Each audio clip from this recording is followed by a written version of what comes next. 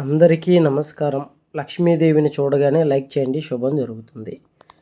లక్ష్మీదేవి ఎప్పుడూ ఇంట్లోనే ఉండాలి. అలాగే ఇంట్లోనే ఎటువంటి కష్టాలు లేకుండా లక్ష్మీతో సుఖ సంతోషాలతో జీవించాలి అంటే చేయకూడని కొన్ని తప్పులు చెప్తాను, ఖచ్చితంగా పాటించండి. మొదటిది శుక్రవారం డబ్బులు ఇవ్వటం, అలాగే పసుపు, ఉప్పు సాయంత్ర సమయాల్లో ఎదుటి వాళ్ళకి ఇవ్వడం అన్నది అసలు చేయకూడదు.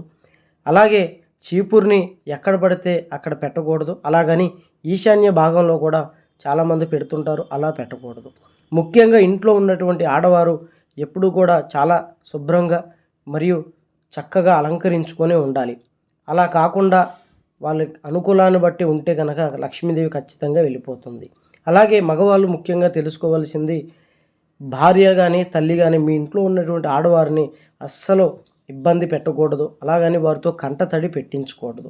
ఏ ఇంట్లో అయితే ఆడవారు కంటతడి పెడతారో ఆ ఇంట్లో లక్ష్మీదేవి ఒక్క నిమిషం కూడా ఉండదు. ఖచ్చితంగా ఈ నియమాలు పాటించండి, మంచి ఫలితాలు పొందండి. ఎటువంటి జ్యోతిష్య సమస్యలు నా నెంబర్కి ఫోన్ చేయండి. గుప్త నిధులు తీయబడను, స్త్రీ పురుష వశీకరణ చేయబడను. ఎటువంటి సమస్యకైనా పరిష్కారం.